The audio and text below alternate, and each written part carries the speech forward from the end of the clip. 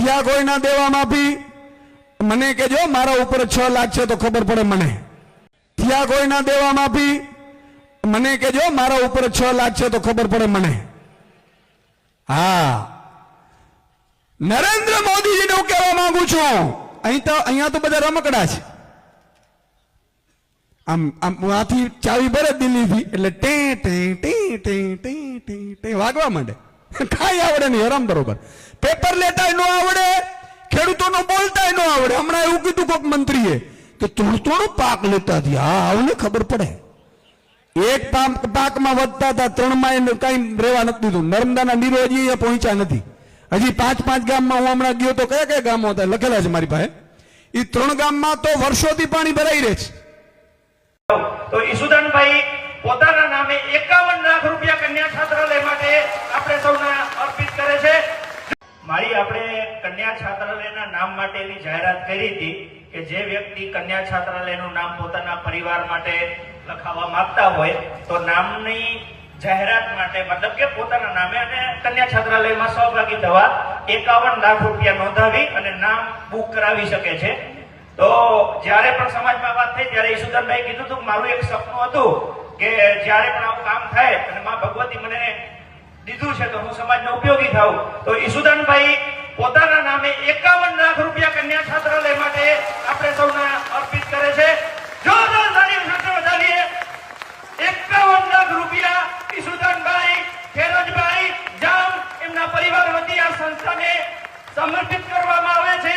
આપ સૌ સોનભાઈ માના જયઘોષ સાથે જોરદાર. મિત્રો, તમે ઈસુદાન ગઢવીના બંને વિડીયો જોયા ને, જેમાં પહેલા વિડીયોમાં ઈસુદાન ગઢવી કહી રહ્યો છે કે મારા ઉપર લાખો રૂપિયાનું દેણું છે, અને બીજા વિડીયોની અંદર ઈસુદાન ગઢવી 51 લાખ રૂપિયાનું દાન આપતો નજરે ચડે છે. ઈસુદાન ગઢવી જે 51 લાખ રૂપિયાનું દાન આપ્યું એ બદલ હું એને અભિનંદન આપું છું કે જ્યારે સમાજના હિતનું કોઈ કાર્ય હોય ત્યારે હરેક લોકોએ પોતાની કેપેસિટી પ્રમાણે દાન જરૂરથી કરવું જોઈએ. પરંતુ મારે ગુજરાતની જનતાને, ગુજરાતના ખેડૂતોને અને આ ગુજરાતના નવયુવાનોને વાત સમજાવવી છે કે આમ આદમી પાર્ટીના નેતાઓ કેટલા દોગલાઓ છે.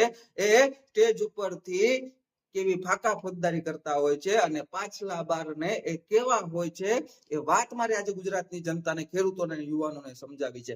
આ ઈસુદાન ગઢવી સ્ટેજ ઉપરથી ફાકા ફોજદારી મારી રહ્યો છે કે મારા ઉપર લાખો રૂપિયાનું દેણું છે, અને એ પણ પાછું આ સરકારના કારણે, આ ભારતીય જનતા પાર્ટીની સરકારના કારણે હું દેવામાં કરી ગયો છું. આનો કહેવાનો મતલબ એવો થાય છે. અને સામે બેઠેલા લોકો પણ તાળી પાડી લે છે. આ ઈસુદાન ગઢવી ને આમ આદમી પાર્ટીના નેતાઓ તમને મૂર્ખ બનાવી રહ્યા છે. અને આ ઈસુદાન ગઢવી 51 લાખ રૂપિયાનું દાન આપે છે. તો ભાઈ, 51 લાખ રૂપિયાનું દાન આપ્યું એના માટે અભિનંદન. પરંતુ શું તું જો 51 લાખ રૂપિયાનું દાન આપી શકતો હોય તો તારું આ 2-5 લાખ રૂપિયાનું દેણું ના ભરી શકે? આ વાત ગુજરાતની જનતાએ સમજવાની જરૂર છે કે તમને આમ આદમી પાર્ટીના નેતાઓ કેવી રીતે મૂર્ખ બનાવી રહ્યા છે. અને આ દેશીની પોટલી ઠપકારીને ભાષણ આપતો ઈસુદાન પાછો સ્ટેજ ઉપર તેવી ફાકા પોજદારી કરે છે કે દિલ્હી થી આ ગુજરાતની અંદર જે રમકડાઓ છે એને ચાવી ભરવામાં આવે એટલે ટે ટે કરતા ફરતા હોય છે. ભાઈ, એ ગુજરાતના રમકડા તું જેને સમજે છો એ રમકડા ભલે રમકડા રહ્યા તારા મત મુજબ, પરંતુ એ રમકડાઓ ક્યારે આ રાષ્ટ્ર વિરોધી કૃત્ય કરતા નથી. એ રમકડાઓ રાષ્ટ્ર સર્વપ્રથમની ભાવના સાથે કામ કરનારાઓ છે. પરંતુ જે આમ આદમી પાર્ટીના નેતાઓ તારી જેવા રમકડાઓ જે ગુજરાતની અંદર ટેટે કરી રહ્યા છે, એ ખાલિસ્તાની આતંકવાદીઓ એને ચાવી ભરે એટલે તારી જેવા આ આમ આદમી પાર્ટીના રમકડાઓ ગુજરાતની અંદર એ ખાલિસ્તાની આતંકવાદીઓના ચાવીના કારણે ટેટે કરી રહ્યા છે અને આ ગુજરાતની જનતાને બદનામ કરી રહ્યા છે. એ ખાલિસ્તાની આતંકવાદીઓ કે જે રાષ્ટ્ર વિરોધીઓ છે, જે આ રાષ્ટ્રને બદનામ કરવા માટે થઈને આ રાષ્ટ્રને કઈ રીતે આપણે પાછું પાડી શકાય એના માટે તેને કામ કરતા ખાલિસ્તાની આતંકવાદીઓના ફંડ ઉપર જીવનારા તમે આમ આદમી પાર્ટીના નેતાઓ, તમે બીજા ઉપર દોષનો ટોપલો ઢાળશો. અને પાછો ઈસુદાન ગઢવી એવું કહી રહ્યો છે કે નર્મદાના નીર નથી પહોંચ્યા. તો આ મૂર્ખના સરદારને એટલી નથી ખબર કે જે નર્મદા નીરને સૌરાષ્ટ્ર સુધી નહીં પહોંચવા દેવા માટે થઈને, નર્મદા બંધ છે જે એની ઊંચાઈ નહીં વધારવા માટે થઈને જે લોકો આંદોલનો કરી રહ્યા હતા એ તારા આમ આદમી પાર્ટીના નેતાઓ મેઘા પાટકર હતી.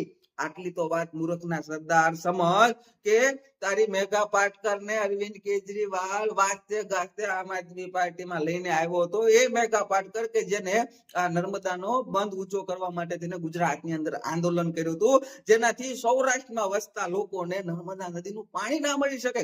એ તારા આમ આદમી પાર્ટી વાળા હતા. અને અત્યારે પાછું તું એમ કહી રહ્યો છે કે નર્મદા નદીના નીર નથી પહોંચ્યા. તો આટલી બધી વાર કોના કારણે લાગી? તારી આમ આદમી પાર્ટીના નેતાઓના કારણે વાર લાગી. ગુજરાતની જનતાને આમ આદમી પાર્ટીના નેતાઓએ મૂર્ખ બનાવવાનું બંધ કરવું જોઈએ. આ આમ આદમી પાર્ટીના નેતાઓનો તો ધંધો મૂર્ખ બનાવવાનો છે. તો ગુજરાતની જનતાએ સમજી જવું જોઈએ કે આપણે આ આમ આદમી પાર્ટીના નેતાઓથી મૂર્ખ નથી બનવું. આ જેટલા પણ આ મફતિયા આપ્યાઓ છે, આ બ્રેક વગરના ડંફરિયાઓ છે, હર હંમેશા સ્વાર્થની રાજનીતિ જ કરી રહ્યા છે. અને ઈસુદાન ગઢવીનું તમે માય નેતા એપ ઉપરથી એની એફિડેવિટ તમે રજૂ કરી છે, તમે જોઈ લેજો કે એમાં એની સંપત્તિ કેટલી છે અને ભાઈ દાન કેટલું કરી રહ્યા છે. તમે એ જોઈ લેજો. મારે આમાં કહેવાની જરૂર નથી. જ્યારે તમે ખુદ લાઈવ જોશો એટલે તમને ખબર પડશે કે આ ઈસુદાન ગઢવીની અસલિયત શું છે. પણ આ લોકો ગુજરાતની જનતાને મૂર્ખ બનાવે છે, યુવાનોને, ખેડૂતોને બસ મૂર્ખ બનાવવાનો જ ધંધો કરી રહ્યા છે.